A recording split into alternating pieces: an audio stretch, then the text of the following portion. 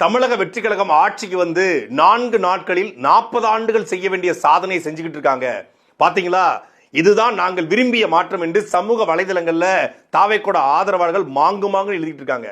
இதெல்லாம் ஏற்கனவே இருந்ததுதான், இதுல நீங்க லேபிள் ஒட்டாதீங்க என்று எதிர்கட்சிகள் அதை எடுத்து ஆதாரப்பூர்வமா பேசிட்டு இருக்காங்க. தாவேக்கோட தலைவர் விஜய் அவர்கள் முதலமைச்சராக பொறுப்பேற்ற ஒரே நாள்ல தமிழ்நாடு முழுக்க போதைப் பொருளை ஒழிப்பதற்காக காஞ்சிபுரம் மாவட்ட காவல்துறை முதல் ஸ்டெப் எடுத்து வச்சிருக்காங்க. 10 டன் போதைப் பொருளை எடுத்து பெரிய குழியை வெட்டி புதைக்கிற மாதிரி ஒரு காணொலியை சமூக வலைதளம் பார்க்க முடிஞ்சு. பாத்தீங்களா? இதுதான்டா ரியல் சிஎம், இதான்டா பிளாஸ்ட் மோடு, வெறித்தனம், சம்பவம் லோடிங்டா. இது மாதிரி ஒரு முதலமைச்சர் எங்கேயாவது பாத்துக்கமா? ஆட்சிக்கு வந்து ஒரு நாள்லயே போதைப் பொருளை ஒழித்த எங்கள் தளபதி வாழ்க வாழ்க, டிவி கேடா, ஃபயர்ரா அப்படின்னு எல்லாரும் ஃபயர் விட்டுக்கிட்டு இருந்தாங்க.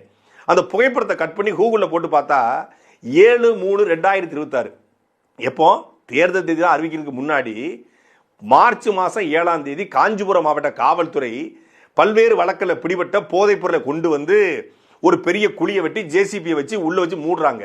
இந்த புகைப்படத்தை எடுத்து அப்படியே போட்டு, இது டிவிக்கு ஆட்சி வந்த உடனே தளபதி உத்தரவுக்கு இணங்க போதைப் பொருளை பிடித்த காவல்துறைன்னு சொல்லி ரீல்ஸை போட்டு லைக்ஸை வாங்கி பொய்ய பரப்பி இருக்கிறது ஒரு கும்பல்.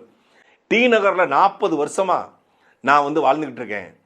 நான் எவ்வளவோ போராடி பார்த்தேன், இந்த கடையை மூட முடியல. ஆனா டிவிக்கு ஆட்சி வந்த உடனே, தளபதி உத்தரவிட்ட உடனே இந்த கடையை மூடிட்டாங்க அப்படின்னு சொல்லி ஒரு அம்மா எடுத்து ரீல்ஸ் போடுது.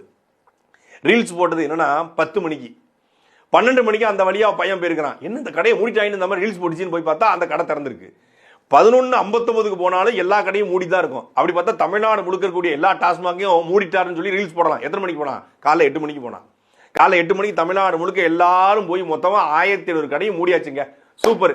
ஏன் இரவு 10 மணிக்கு மேல ரிலீஸ் போடுங்களேன், எல்லா கடையும் மூடி தானே இருக்கும்.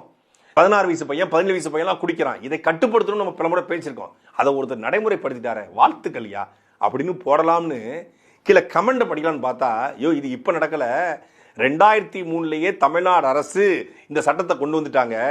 21 வயது நிரம்பியவர்களுக்கு மட்டும்தான் மது கிடைக்கிற சட்டம் 2003லயே இருக்கு. ஊரா வீட்டு மாங்காயில ஊறுகா போடாதீங்க ப்ரோ அப்படின்னு ஒருத்தன் கீழே எழுதியிருக்கான். இத கடந்த ஆண்டு தமிழ்நாட்டுடைய முன்னாள் மதுவிலக்கு மற்றும் ஆயத்திரத்துறை அமைச்சர் முத்துசாமி அவர்கள் பேசியிருக்காரு. 21 வயது நிரம்பியவர்களுக்கு மட்டும்தான் மது கொடுக்கணும் அப்படிங்கிற சட்டம் இருக்கு, அதை நடைமுறைப்படுத்தும் சொல்லிருக்காங்க. அந்த சட்டத்தையே தீவிரமாக நடைமுறைப்படுத்தணும் அப்படின்னு அரசு கூடுதல் ஒரு வார்த்தை போட்டிருக்கு. ஆனா அரசாணையே ஒண்ணு வராம 21 வயது நிரம்பியவருக்கு மட்டும்தான் மது கொடுக்கணும்னு சொல்லி தமிழக முதலமைச்சர் விஜய் அவர்கள் அறிக்கை போட்டிருக்காருன்னு சொல்லி அதை சமூக வலைதளத்தில் ஒரு 1000 பேர் பரப்பியிருக்காங்க. அது ஒரு 10 லட்சம் பேர் லைக் போட்டு